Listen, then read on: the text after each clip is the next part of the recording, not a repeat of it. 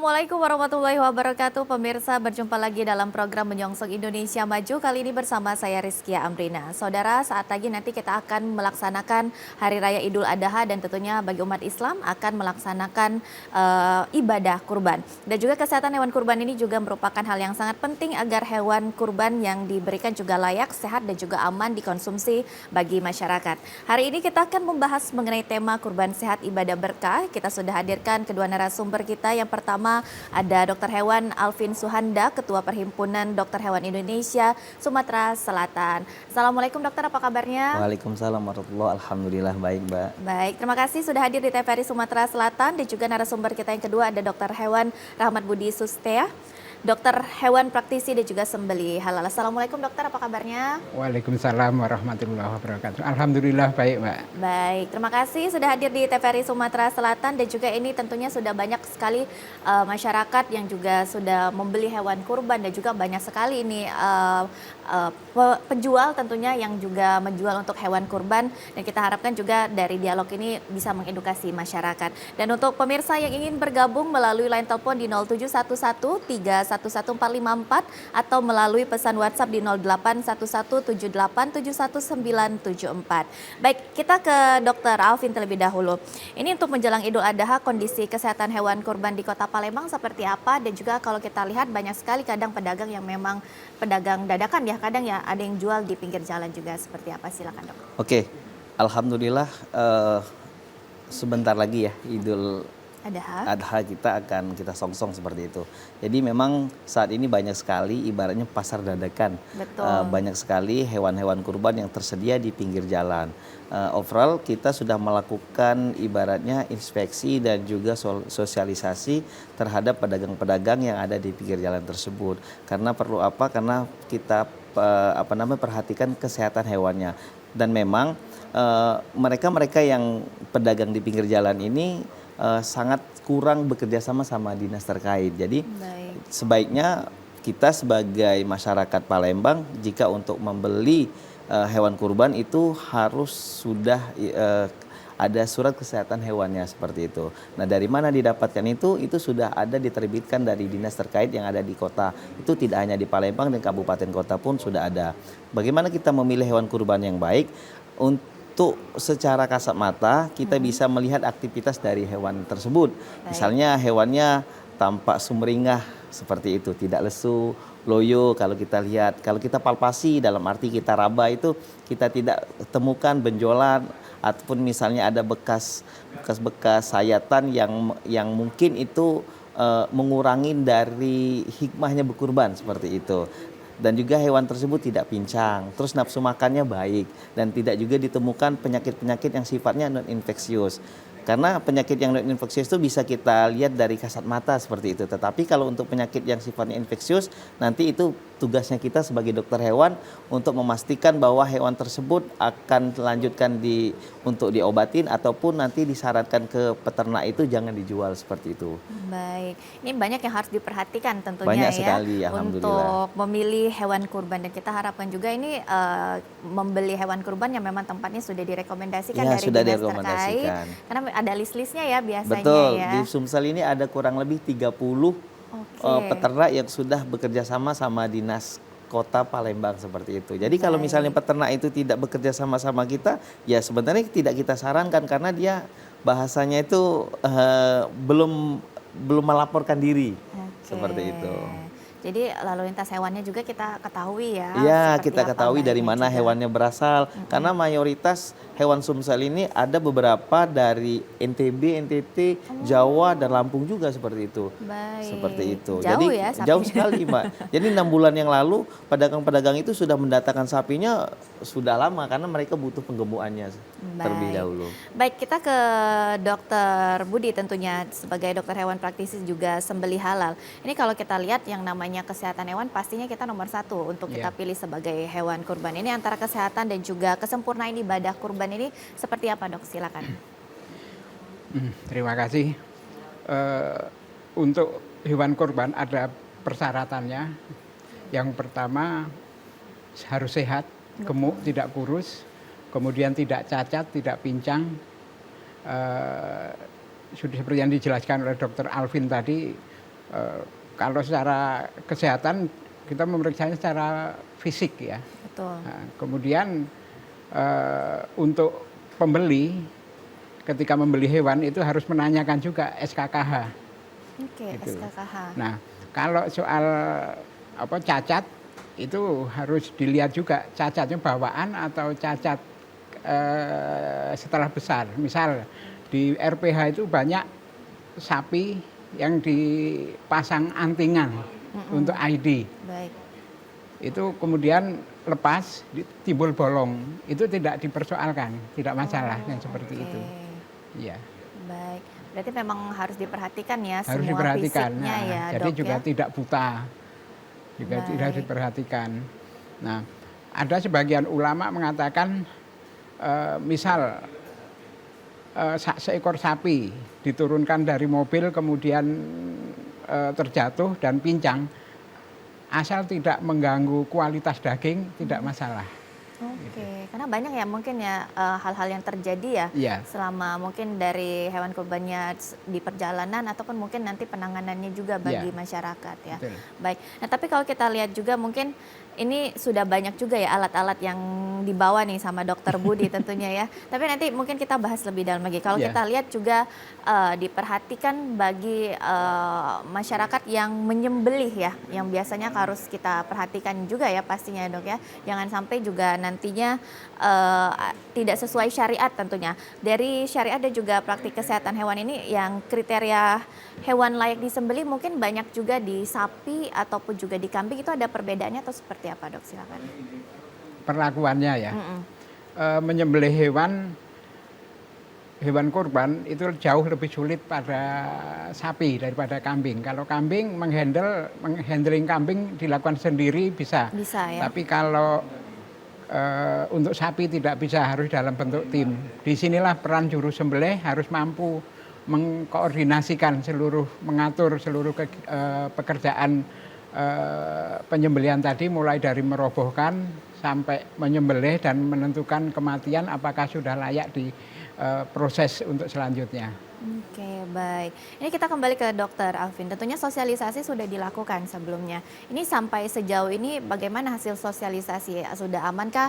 Mungkin kita beberapa tahun yang lalu kita sempat ada tentang PMK juga ya. Ini tahun ini seperti apa Dok? Ya, Silakan. jadi alhamdulillah Sumatera Selatan tahun ini kalau untuk vaksinasi sudah di atas 70% seperti itu. Jadi kita sudah tidak sempat ada gejala, tapi belum ketika kita mengadakan rapid test itu tidak menunjukkan bahwa dia suspek terhadap PMK. Jadi Sumatera Selatan alhamdulillah sudah bersih dari PMK seperti itu. Untuk hewan kurban yang ada di Sumatera Selatan khususnya teman-teman yang sudah di lapangan, yang setiap hari ke lapangan dan beberapa dinas terkait itu kan kita ada teman-teman penyuluh, ada dokter hewan yang bekerja di Keswan, ada yang di dinas peternakan, ada di rumah potong hewan dan juga ada yang ada di rumah sakit, kalau kita di puskeswan seperti itu. Baik. Jadi memang tugas mereka saat ini terfokus untuk memastikan bahwa hewan kurban yang akan didistribusikan kepada masyarakat itu benar-benar sehat seperti itu. Dan kita tidak ada menemukan sama sekali laporan baik dari teman dokter hewan maupun dari masyarakat itu mencurigai penyakit-penyakit hewan yang zoonosis yang bisa menularkan dari hewan ke manusia, dan itu sangat berbahaya sekali ketika itu nanti ada outbreak penyakit tersebut seperti itu. Baik, berarti tahun ini bisa dibilang alhamdulillah aman ya. Alhamdulillah aman seperti itu. Jadi kita Baik. kerjanya tidak begitu ekstra banget seperti itu. Oke. Karena masyarakat Sumatera Selatan sudah pintar lah Mbak. Sudah bisa memastikan hewan itu layak, sehat secara umum. Betul. Karena kita selalu mengadakan edukasi juga dan juga webinar juga, seperti Dokter Budi juga, beliau kan sering mengadakan ke masjid-masjid seperti itu. Jadi dari pemuda, mungkin dari organisasi pengurus masjid itu mereka secara umum sudah mendapatkan gambaran bagaimana memilih hewan yang sehat tersebut seperti itu. Baik, ini kita kembali ke Dokter Budi. Tentunya mungkin kalau dalam pemilihan hewan kurban sudah banyak juga dijelaskan ini. Kalau kita kadang terjadi ini mungkin disosialisasikan juga ya Dok ya ke masjid-masjid, Iya. para yang menyembelih ya. Iya. ini kesalahannya memang sering terjadi saat penyembelihannya seperti apa, dan juga kita harapkan ini bagi panitia kurban nih pastinya ya tidak melakukan kesalahan-kesalahan, dan juga ibadahnya dan kurbannya juga sesuai dengan syariat Islam juga. Memang benar, sering terjadi kesalahan-kesalahan pada handling penanganan hewan kurban. Nah, sebenarnya itu berawal dari persiapan sebelum penyembelihan, Mbak. Misal fasilitas di masjid tidak memadai, tidak adanya lubang darah, tidak adanya patok tiang untuk ngikat tali hidung, tidak ada patok untuk ngikat kaki sapi, baik kaki depan maupun belakang. Kemudian tidak ada tali yang standar yang memadai, padahal ada persyaratan-persyaratan yang harus tercukupi untuk tali. Nah, di medsos sering kita lihat ketika merobohkan sapi, bukan sapi yang roboh, tapi malah orangnya yang roboh. Gitu. Sering terjadi ya. Iya, semuanya ada ilmunya, Mbak. Iya, Baik. semuanya ada ilmunya. Gitu. Semuanya ada ilmunya ya. Iya. Tapi mungkin kesalahan yang sering terjadi kan kadang ada aja ya, mungkin jadi sapinya lari, atau mungkin yang paling ditakutkan ya cara penyembelihannya itu loh, Dok. Itu biasanya bagaimana sosialisasi yang dilakukan ke masjid-masjid biasanya? Di masjid. Nah, untuk sapi yang lari karena harus ada persyaratan, salah satunya adalah adanya pagar di lingkungan masjid, kemudian halaman yang luas. Nah, kemudian peralatan-peralatan tadi. Nah, untuk sembelihan itu tentu harus dilakukan oleh orang yang berkompeten. Iya. Bukan hanya yang mau saja. Bukan hanya yang mau, tapi harus mampu juga. Kemudian juga tersedianya alat-alat sembelihan yang memenuhi syarat. Salah satunya alat sembelihan harus sangat tajam, Mbak. Oke, harus sangat tajam ya, Dok ya. Karena memang harus satu kali ya. Jadi betul. ada caranya juga ya. Jadi jangan sampai, itu biasanya disosialisasikan juga oleh dokter seperti apa? Betul. Jadi kita kasih gambaran standar minimal tajamnya pisau untuk nyembelih itu seperti apa gitu, kita kasih gambaran. Kita berharap tentu ketika sapi disembelih atau kambing disembelih, dia tidak sadar bahwa dia sudah tersembelih saking tajamnya pisau. Gitu. Gambaran saya seperti itu. Jadi tidak merasakan, Mbak. Hewannya tidak merasa sakit ya jadinya. Iya, itu memang yang diharapkan kan, itu kan perintah Islam mengatakan perlakukan hewan itu secara ihsan, secara baik. Baik. Ini alat-alatnya juga sudah dibawa juga ya sama Dokter Budi ya. Tapi nanti kita bahas satu-satu ya. Dan juga kita harapkan juga ini menjadi salah satu sosialisasi juga bagi pemirsa dan juga untuk masyarakat dalam pelaksanaan hewan kurban nantinya. Dan juga untuk pemirsa yang ingin bergabung melalui line telepon di 0711 311 454 atau melalui pesan WhatsApp di 0811 7871 974. Tetaplah bersama kami.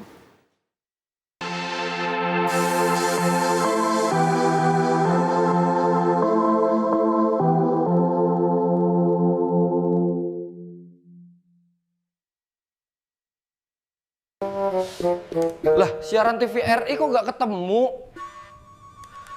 Aduh, bisa berabe ini mah.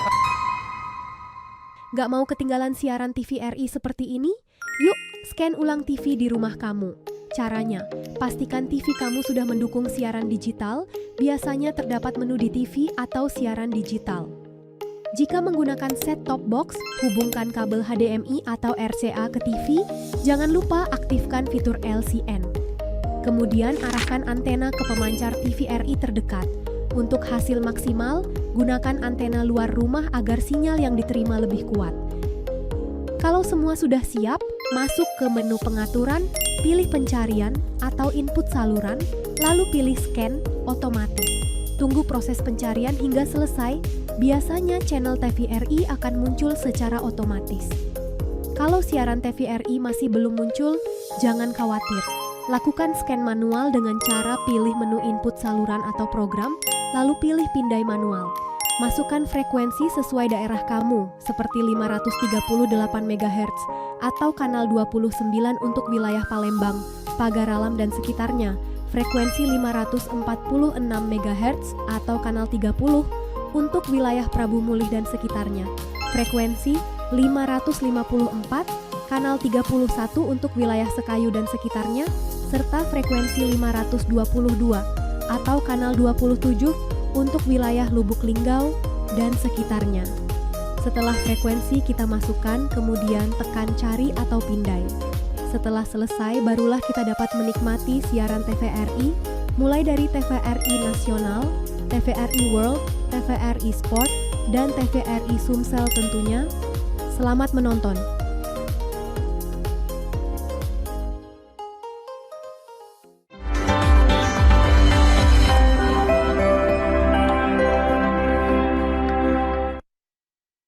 Dari 2024, program keagamaan Islam hadir di layar kaca TVRI Sumsel.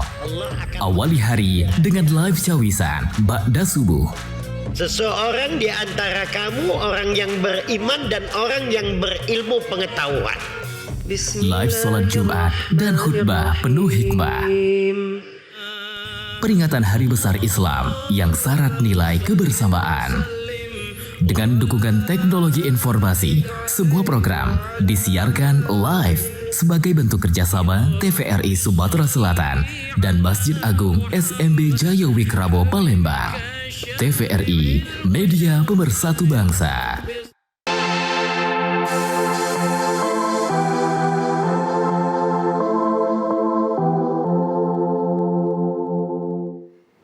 Terima kasih pemirsa, Anda masih bersama kami dalam Menyongsong Indonesia Maju, dan tentunya kita masih membahas mengenai tema kurban sehat ibadah berkah, dan kita masih bersama kedua narasumber kita. Yang pertama ada Dr. Hewan Alvin Suhanda, tentunya Ketua Perhimpunan Dokter Hewan Indonesia Sumatera Selatan, dan juga masih bersama Dr. Hewan Rahmat Budi Susetia, Dokter Hewan Praktisi Sembelih Halal. Ini kita kembali ke Dr. Alvin terlebih dahulu. Kalau dilakukan sosialisasi ini sejauh ini untuk di Sumatera Selatan dan juga di Kota Palembang, sejauh ini hewan kurban lebih banyak sapi, kambing, atau mungkin ada beberapa hewan lainnya seperti kerbau ya biasanya ya yang dijadikan juga sebagai hewan kurban.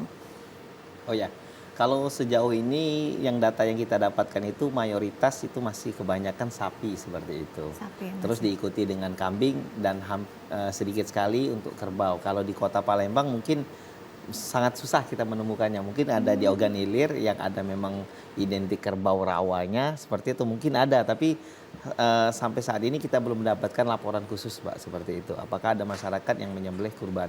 Nanti kan kita tuh menerjunkan seluruh anggota kita ada di 17 kabupaten kota, dan mereka punya belangko mencatat semua ada berapa jumlah sapi yang dikurbankan dalam satu desa itu, dan nanti laporan itu akan kita rekam dan kita akan rekod semua, baru nanti kita akan ketahuan berapa nih jumlah sapi sama kambing setiap tahunnya yang ada di Sumatera Selatan. Baik. Seperti itu. Mungkin masyarakat kalau membeli hewan kurban lebih melihat fisiknya ya, dan juga syariat-syariatnya. Tapi yang harus diperhatikan juga mengenai surat kesehatannya surat juga keterangan, ya, SKKH surat tadi keterangan. seperti Itu biasanya yang bisa yang harus diperhatikan oleh bagi pembeli juga apa saja nih untuk masalah surat-surat, dan juga ada tag-tagnya itu ya biasanya. Itu apa saja yang sebenarnya harus diperhatikan? tadi kalau kata Dokter Budi, tag itu sebagai identitas saja seperti itu. Baik. Kalau misalnya kebanyakan sapi-sapi yang Australia BX kalau kita lihat itu mereka ada teksnya karena untuk ditandain kan seperti itu. Tapi kalau untuk sapi lokal, apalagi itu yang ada di Sumatera Selatan,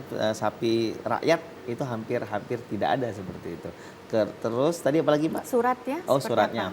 Ya, jadi surat itu memang yang menerbitkan itu dinas seperti itu. Jadi kita juga perhimpunan PDHI juga itu membantu kerjanya dinas, karena kita seluruh anggota dinas itu ya anggota PDHI seperti itu. Jadi kita selalu bersinergi, apa yang dilakukan sama dinas itu selaras dengan programnya PDHI Sumsel seperti itu, Mbak. Oke, jadi sebagai pembeli suratnya harus ada ya. Harus ada seperti itu. Ya. Dan juga pembeli itu sebenarnya yang ada di Sumatera Selatan ini tidak begitu sulit lagi untuk memastikan hewan kurbannya sehat, karena tadi kita sudah memfasilitasi ada beberapa tempat yang sudah kita rekomendasikan, terus juga di sana juga ada dokter hewannya juga yang sudah bekerja sama di farm tersebut seperti itu. Oke, jadi yang harus diperhatikan surat-suratnya juga ya. Ya, surat-suratnya juga. Jadi kita tahu berarti memang sapi yang kita pilih ini memang sapi yang terbaik untuk bisa kita kurbankan. Ya. Baik.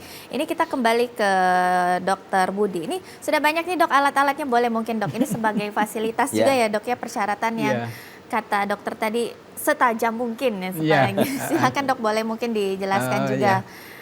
Jadi seperti tadi yang saya sudah bilang, merobohkan sapi, tapi yang roboh malah orangnya. Orangnya. Kita merekomendasikan menggunakan tali ini, tali karmantel. Ini sangat kuat, yang biasa dipakai untuk manja tebing. Itu konon kalau di iklannya itu mampu menahan beban 2 ton, katanya gitu. Nah, jadi persyaratan talinya itu tidak boleh licin. Jadi ketika diikatkan di kaki harus ngunci. Nah ini juga, tali orang Ada tali mengatakan khusus tali ya kepang ternyata ini. ya. Oke. Ini juga sangat kuat. Ini untuk mengikat kaki sangat kuat. Kemudian ngunci, Mbak. Baik. Nanti kalau sudah diikat, ketika mau dilepas juga mudah. Jadi tidak perlu dipotong. Kalau tali plastik sering kesulitan kita membukanya. Nah, ini ada pisau. Oh ya, sebentar. Ini ada namanya skabat. Nah, skabat ini sering dipakai untuk di sini. Baik. Nah, jadi Ditinggal. untuk pengaman biar pisaunya tidak jatuh. Oke. Nah, untuk pisau ini kita cenderung merekomendasikan untuk menggunakan pisau stainless. Jadi bukan pisau yang dari baja, Oh, bukan dari baja lokal, bahannya bahan limbah, misal per, gitu. Itu mudah karat. Kita tidak merekomendasikan itu, apalagi di tempat penyembelihan di masjid. Dengan sering kita tidak sempat lagi untuk mencuci dan mengeringkan.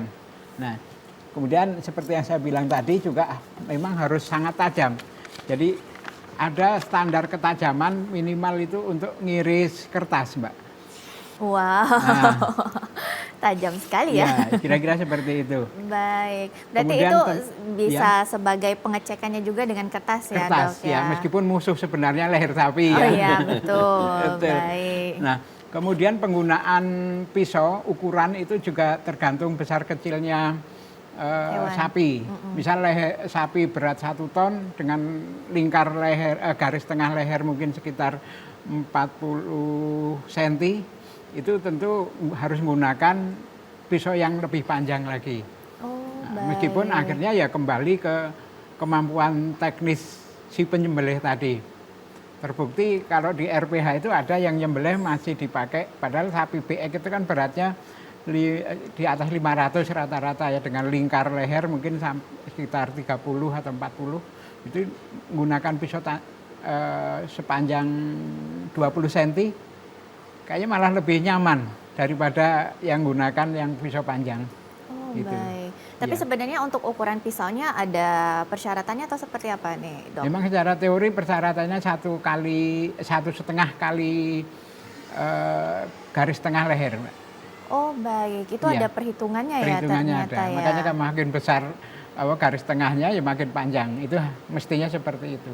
Oke, tapi kalau standarnya ini ukuran pisau yang ini Kalau di standar ini yang ini- sering saya pakai di RPH, Mbak. oh Ya, baik. paling tidak sampai 25 cm. Oke. Ya, padahal sapi Peralatannya RPH juga ya. besar ya, tapi lebih enak menggunakan yang jangan terlalu panjang malahan. Oke.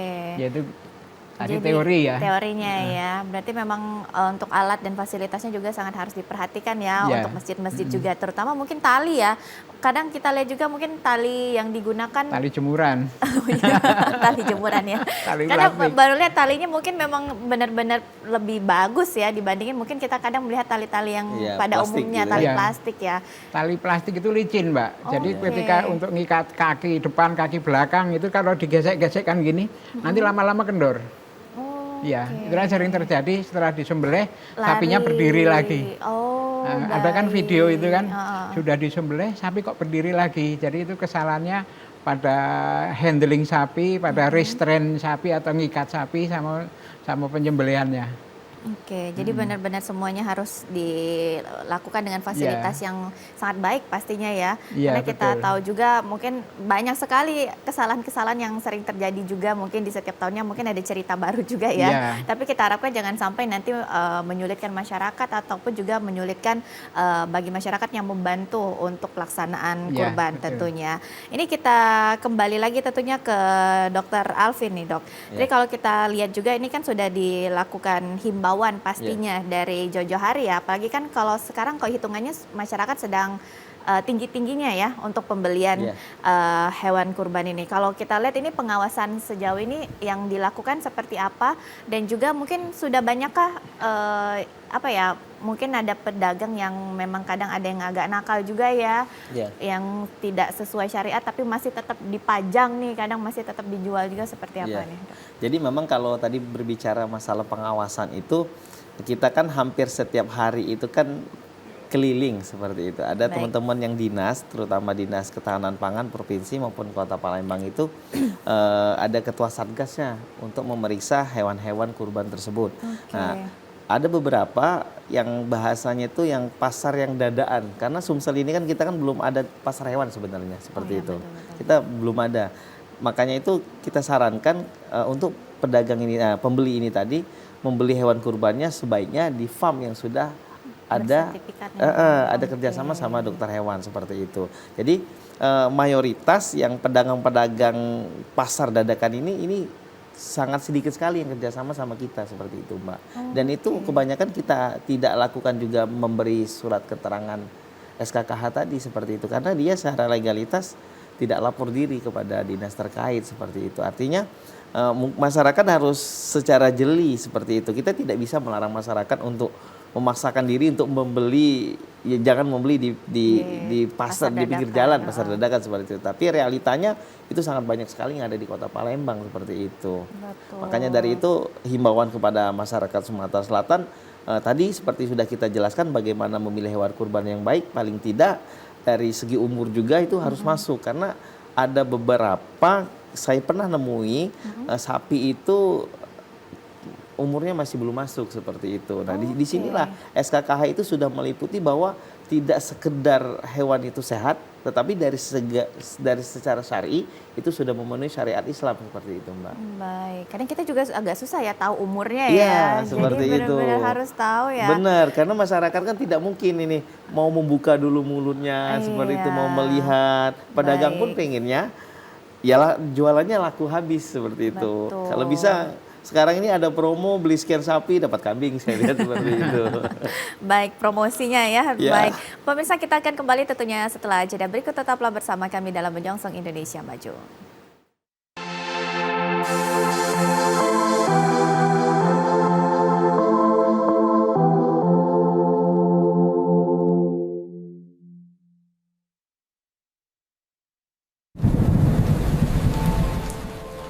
Rumah kita punya atap, biar hujan gak masuk. Kata ibu, bumi juga punya atap. Hutan yang berfungsi nahan air dan nyimpen pelan-pelan. Kalau atapnya rusak, bocor lagi. Pak, Papa, atap teras bocor nih.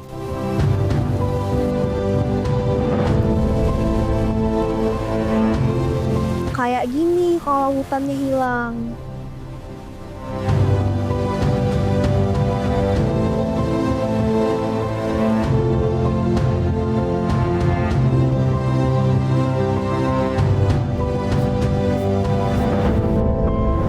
Tapi kita bisa benerin atap bumi kok.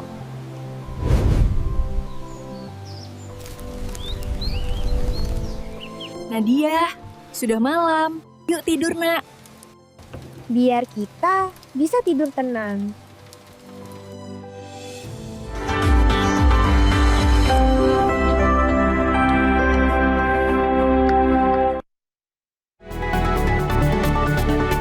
Informasi terbaru lengkap dan terpercaya setiap hari melalui program Berita Sumatera Selatan hari ini.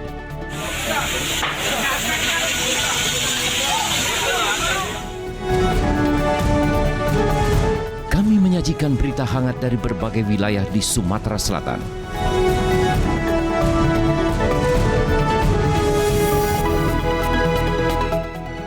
Kebakaran lahan dan kebun dengan kobaran api yang cukup besar membakar kebun milik warga. Dikemas secara tajam dan berimbang.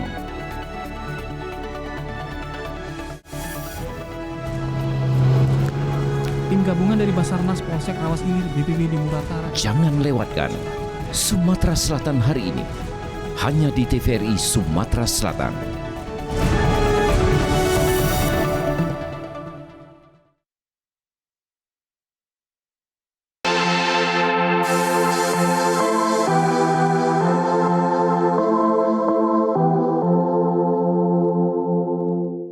Terima kasih pemirsa Anda masih bersama kami dalam Menyongsong Indonesia Maju, dan untuk pemirsa yang ingin bergabung melalui line telepon di 0711 311 454 atau melalui pesan WhatsApp di 0811787194. Dan tentunya kita masih membahas mengenai tema kurban sehat ibadah berkah.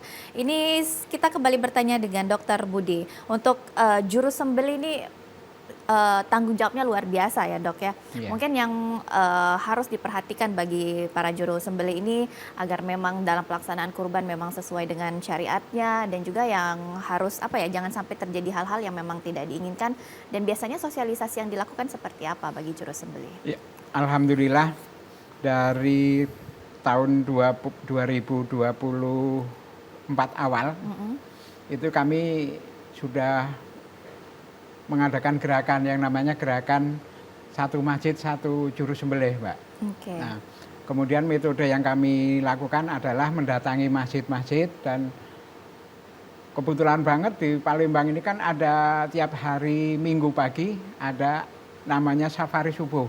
Betul. Nah, disitulah kami berkolaborasi dengan ustadz yang memberikan materi pada saat safari subuh itu, kita arahkan untuk agar pagi itu memberikan materi tentang fikih sembelih halal. Okay. Nah, setelah selesai mungkin gantian kami yang memberikan tentang metode penyembelihan, tentang manajemen kurban dan sebagainya.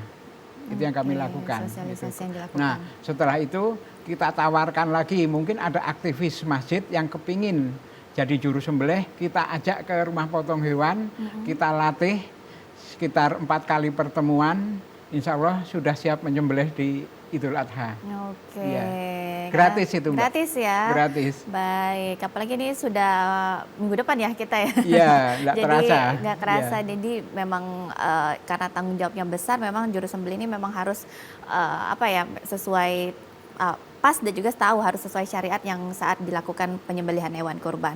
Tapi kalau kita perhatikan bukan hanya mungkin penyembelihannya saja, saat pemotongan daging dan juga distribusinya nih dok, yang memang harus tetap dijaga proses penyembelihannya agar tetap higienis dan juga mungkin tidak ada kontaminasi silang juga, seperti apa nih dok? Iya, memang ada kendala di masjid, rata-rata di masjid itu setelah hewan disembelih, dikuliti, dikeluarkan jeroannya, kemudian dipisahkan daging dari tulang, rata-rata pengerjaannya masih di lantai. Okay. Masih meskipun sudah dialasi pakai plastik terpal, tapi kita tidak tahu terpal itu sejak tahun berapa dipakai, mungkin sudah lapuan kan. Baik. Kemudian juga bisa jadi kotor kena pasir. Nah, padahal yang kami harapkan sebenarnya seluruh pengerjaannya adalah di atas, tidak ada pengerjaan di lantai. Jadi misal pemisahan daging dari tulang dilakukan di atas meja. Okay. Gitu. Sebaiknya seperti itu. Dan inilah yang sudah kami lakukan, Mbak, dari komunitas berseri, Mbak. Baik. Dan tahun 2025 kemarin kami juga membuat gerakan cinta berkorban, dan nanti akan kita uji coba hari ketiga Idul Adha nanti. Okay. Dan kami juga prihatin melihat ini, di masjid cenderung daging itu ditumpuk dulu sampai seluruh pemotongan selesai, baru di packing, baru distribusikan. Nah, yang saya tahu hanya di Masjid Polda, Mbak. Di Masjid Polda, 1 ekor sapi selesai diproses, langsung di packing, langsung didistribusikan. Karena kalau numpuk seluruhnya, misal 10 ekor sapi selesai numpuk, itu kualitasnya sudah turun. Oke, ya, kualitasnya juga kualitas sudah turun, dagingnya ya? sudah turun. Baik. Nah, ini kemudian untuk packing ini yang akan kami yang akan kami gunakan nantinya. Jadi rekomendasinya seperti ini ya, Dok ya, tidak menggunakan kantong plastik Tidak lagi. Kemudian ada pemisahan antara daging dengan jeroan. Itu yang kecil itu untuk jeroan. Oke. Jadi memang mungkin selama ini banyaknya menggunakan kantong plastik Plastik, karena itu tidak direkomendasikan. Jadi harapannya semuanya sudah menggunakan plastik. Betul. Kotak plastik ya. Kelihatan rapi dan penerima hewan kurban juga senang, Mbak. Oke, betul. Jadi juga kelihatannya lebih menarik juga ya, lebih higienis juga. Dan ini memang harus ada bolongannya, Dok ya? Betul, harus dibolongi. Oh, harus dibolongi. Karena kalau tidak nanti daging itu mungkin bisa jadi masih anget ya. Kebekep, kali terang pelimbang kebekep itu nanti warna berubah, kualitasnya menurun. Jadi harus dibolongi Iya. juga ya. Oke, baik, ini bisa diperhatikan juga ya tentunya dalam pelaksanaan kurban nantinya di Idul Adha. Kita kembali tentunya ke Dr. Alvin nih. Mungkin sudah dilakukan tadi memang sosialisasi dilakukan, tidak ada hewan yang memang terkena penyakit yang tidak diinginkan pastinya. Tapi seperti apa nih penanganan jika memang ada hewan yang ditemukan tidak layak ataupun juga ya tidak layak kurban ataupun juga sakit, ini biasanya dari PDHI sendiri seperti apa penanganannya? Oke, yang pertama kalau dari masyarakat dulu seperti itu. Jadi kan masyarakat itu bisa melihat, tadi kita sudah berbincang bahwa jangan ada cacat terlebih dahulu seperti itu. Jadi ketika ada cacat dari yang punya hewan kurban itu sudah kita haruskan itu sudah dipisah, jangan sampai dijual seperti itu. Kalau misalnya sampai terjadi penemuan penyakit, misalnya nih penyakit yang infeksius seperti itu, karena ini ada beberapa penyakit infeksius yang sifatnya zoonosis, seperti misalnya anstrak kayak gitu. Nah itu ya mudah-mudahan tidak ada di Kota Palembang, jangan sampai itu terjadi seperti itu. Karena kalau misalnya itu terjadi, itu dampaknya sangat luar biasa. Dampak ekonomi jangka panjang, bukan sekedar cuma satu hewan itu saja seperti itu. Artinya ketika masyarakat itu melihat ketika ada sapinya atau misalnya dagangan sekitar di situ melihat bahwa hewan itu terindikasi tidak sehat, mereka harus melaporkan juga ke kita, Mbak. Karena kita tidak mungkin juga bisa melihat satu persatu hewan kurban yang ada di farm ataupun di yang tadi di tempat-tempat pasar tumpah seperti itu. Artinya masyarakat juga harus proaktif kepada kita seperti itu untuk melaporkan ketika terjadi sesuatu hewannya yang tidak sehat seperti itu. Berarti sebagai masyarakat juga harus aktif ya. Harus aktif seperti itu. Terus nanti apa yang harus kita lakukan? Misalnya nih penyakitnya sekedar penyakit non infeksius ya, nanti kita akan obatin lah seperti itu. Kalau misalnya kebanyakan penyakit-penyakit yang terjadi saat ini paling sekedar dia kembung, misalnya dia cacingan seperti itu. Nanti ketika penyembelihan biasanya ada beberapa ditemukan cacing baik di hati, seperti ada juga di ususnya seperti itu. Itu masih oke untuk dilakukan untuk hewan kurban.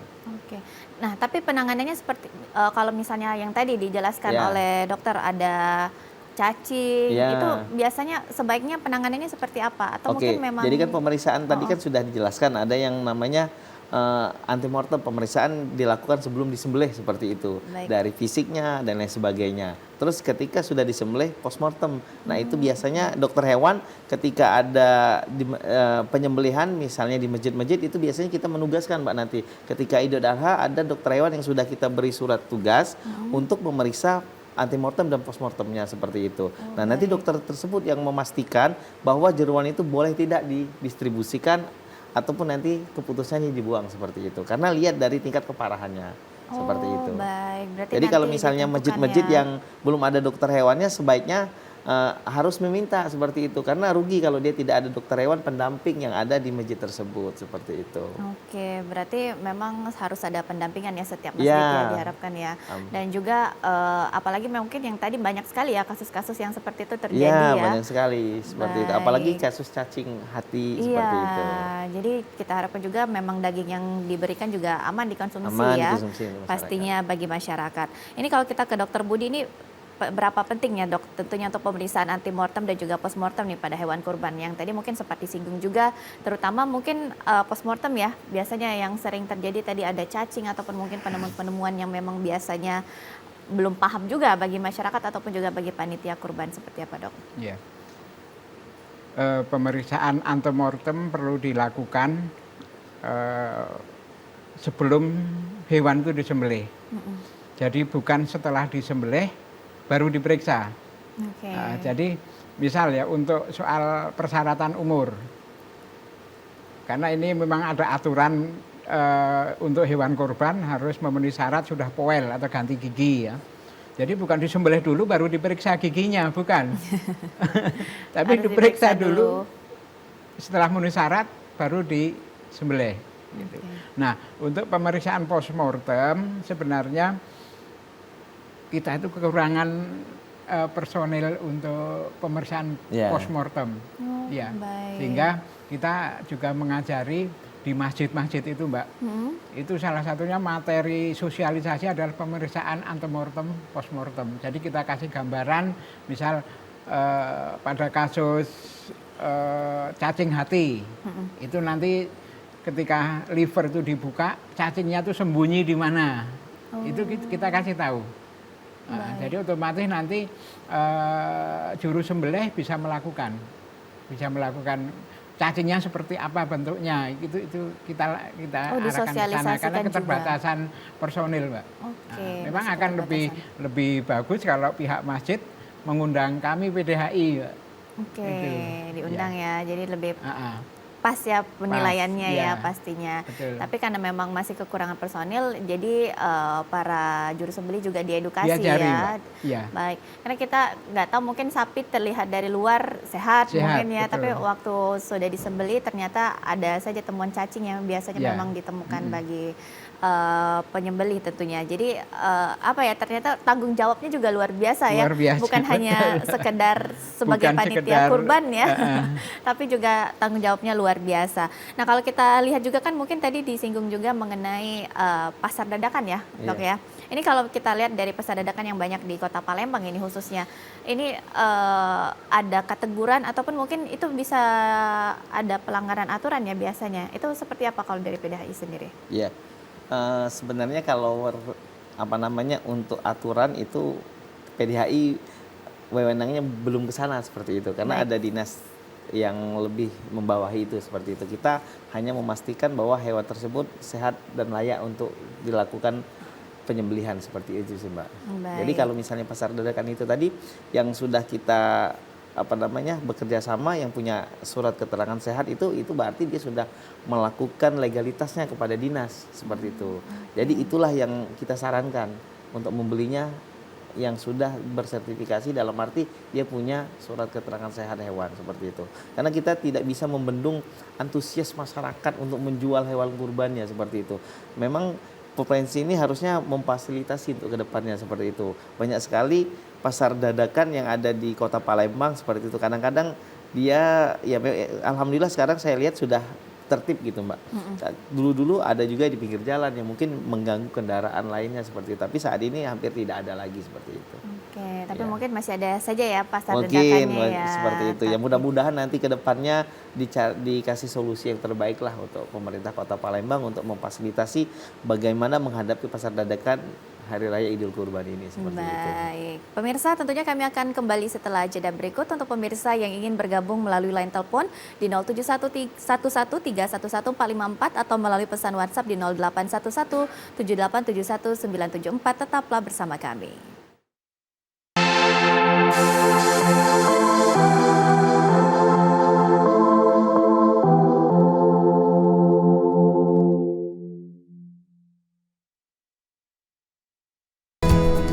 Ketahanan pangan kini menjadi isu yang semakin penting, apalagi di tengah tantangan perubahan iklim, krisis global, dan dinamika ekonomi nasional. Melalui Brigade Pangan, semangat ketahanan pangan terus tumbuh. Lewat Brigade Pangan, Indonesia melangkah lebih dekat menuju cita-cita besar.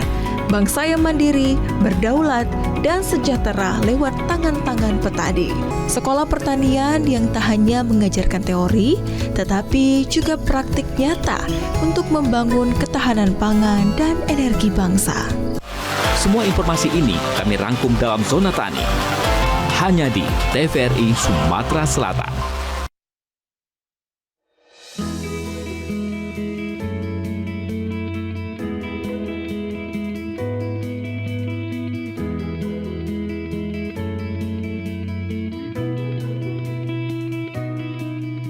Pagi Bu Lita. Pagi.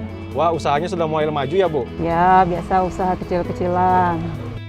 Jangan salah loh Bu, Usaha seperti Ibu ini atau yang sering kita sebut dengan UMKM, salah satu penunjang ekonomi rakyat loh Bu. Anyaman rotan berupa piring, caping, tudung saji, dan aneka keranjang lainnya adalah kerajinan tangan khas Dusun Muara Tenang, Kota Pagar Alam. Dan menjadi cenderamata bagi wisatawan yang berkunjung ke kota wisata Pagar Alam. Industri kecil ini ditekuni masyarakat secara turun-temurun. Ada 95 UMKM anyaman rotan yang tersebar. 235 orang tenaga kerja terserap dengan nilai investasi Rp674.300.000. Bu, saya beli ini ya, tolong dibantu hitung, tapi jangan mahal-mahal loh Bu. Katanya Bapak mau membantu UMKM, kok nawar? Namanya juga pembeli, nawar boleh dong Bu.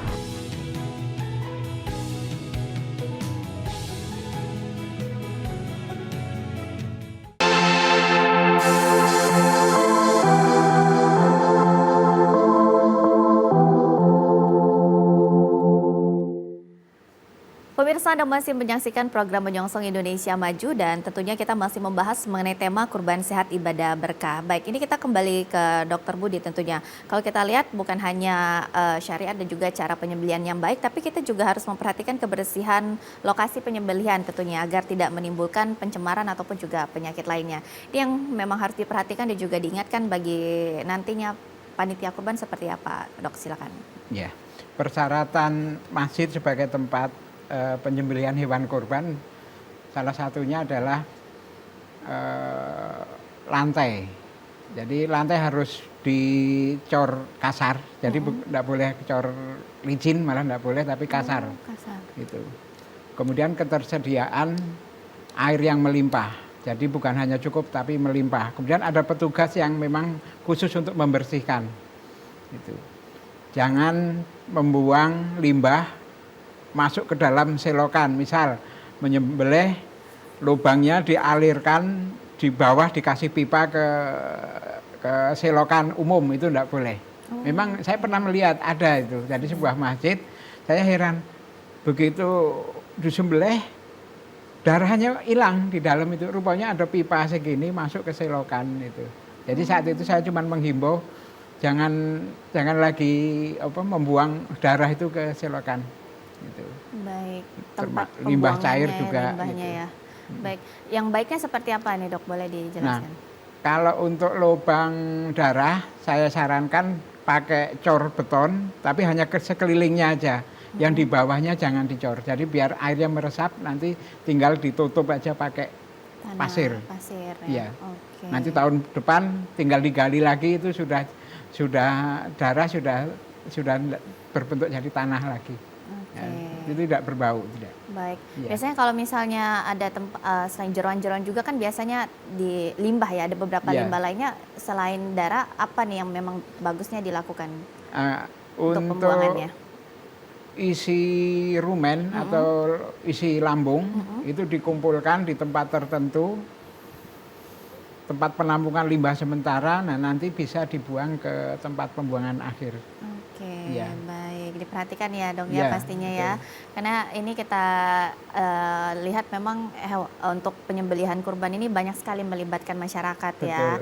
Dan tentunya kita sama-sama juga mengedukasi masyarakat ini bagaimana untuk kebersihannya, betul. Untuk higienisnya dan juga agar memang hewan kurban ini juga dagingnya dikonsumsi dengan layak juga.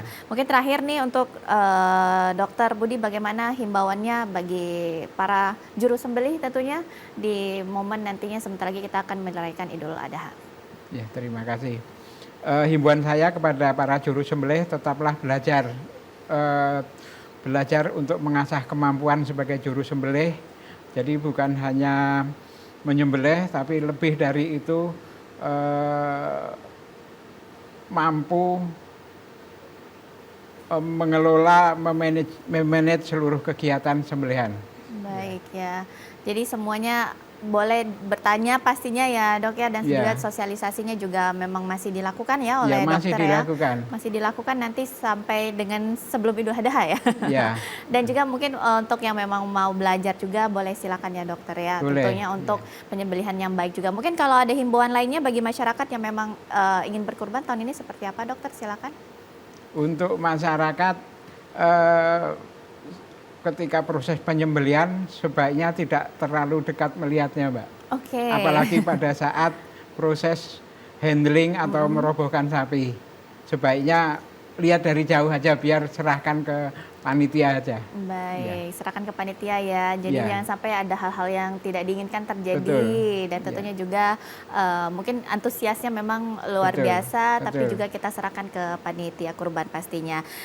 Untuk Dr. Alvin, seperti apa himbauannya mungkin bagi para pedagang dan juga para farms ini untuk di momen Lebaran ini seperti apa, silakan? Ya, jadi himbauan untuk para pedagangnya untuk kedepannya mungkin nanti lebih semua yang belum ada kerjasama sama dinas, sama kita, PDAI, alangkah baiknya kita sama-sama untuk mewujudkan Sumsel ini bebas dari penyakit seperti itu. Jadi ada kesadaran dari pedagang, ada juga kesadaran dari masyarakat untuk sama-sama yang kita harapkan nantinya kurban yang didapatkan itu benar-benar sesuai syariat seperti itu. Mungkin untuk masyarakat himbauannya ya, seperti masyarakat tadi himbauannya jangan lupa memilih hewan kurban itu yang sudah ada surat keterangan yang hewannya, pertama, surat itu sudah pasti seperti harus itu. Ya, sudah harus karena tadi takutnya nanti ketika di masjidnya tidak ada dokter hewan yang standby yang bisa memeriksa seperti itu. Artinya ketika itu sudah mendapat surat keterangan sehat itu sudah aman lah bagi teman-teman yang ada di masjid tersebut seperti itu, Mbak. Baik, apalagi dokter boleh diingatkan juga. Mungkin untuk masyarakat Sumatera Selatan juga ketika menemui ada sesuatu yang mencurigakan, baik itu penyakit, itu baiknya kita sama-sama proaktif seperti itu. Kalau bisa dilaporkan ke dinas terkait atau ke PDHI langsung seperti itu. Biar kita langsung turun ke lapangan dan memeriksa hewannya tersebut seperti itu. Mungkin boleh diingatkan sekali lagi untuk pemilihan hewan kurbannya yang baik seperti apa? Yang hewan kurban yang baik tadi sudah kita jelaskan panjang lebar. Yang pertama dari fisiknya kita lihat tidak ada cacat seperti itu. Dari bulunya kalau kita pegang itu rontoknya tidak terlalu banyak. Kita kalau lihat dari hidungnya, kalau hidung hewan kurban untuk sapi ataupun kambing dia relatif basah seperti itu, Mbak. Terus dari lubang hidungnya tidak keluar lendir ataupun misalnya bau spesifik seperti itu.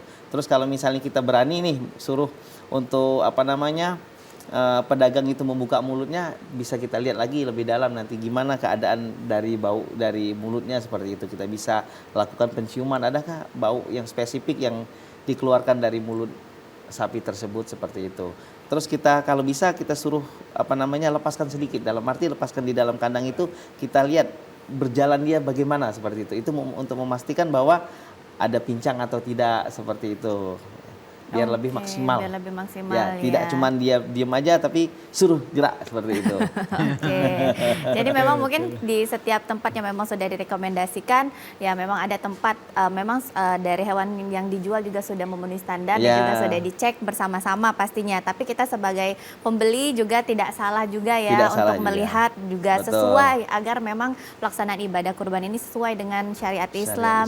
Yang pertama tadi suratnya ya dokter surat kesehatannya harus dilihat dan juga fisiknya bagi hewan kurban itu baik sapi ataupun kambing dan juga kesehatannya. Mungkin kalau yang berani tadi bisa dilihat juga ya mulutnya seperti apa dan juga mungkin kesehatannya dan juga aktifnya ya hewan kurbannya. Jadi karena kita banyak sekali penilaiannya dan juga kita sebagai masyarakat juga harus aktif ya dok ya, kalau memang menemukan hewan yang memang tidak sesuai standar boleh bisa dilaporkan tentunya. Jadi kita sama-sama sesama umat muslim juga mengingatkan bahwa harus sesuai syariat semuanya, dan juga kita harapkan dari penyembelihan hewan kurban ini juga mendapatkan pahala yang memang sesuai dengan ibadahnya, dan juga ini bermanfaat bagi penerima, pastinya bagi masyarakat yang juga menerima untuk dari daging kurban ini. Baik, terima kasih tentunya untuk Dr. Hewan Alvin Suhanda, tentunya Ketua Perhimpunan Dokter Hewan Indonesia Sumatera Selatan sudah hadir, dan juga terima kasih untuk Dr. Hewan Rahmat Budi Susetia, tentunya dokter hewan praktisi sembelih halal, hari ini juga sudah hadir bersama kami dan kita sudah membahas mengenai kurban sehat,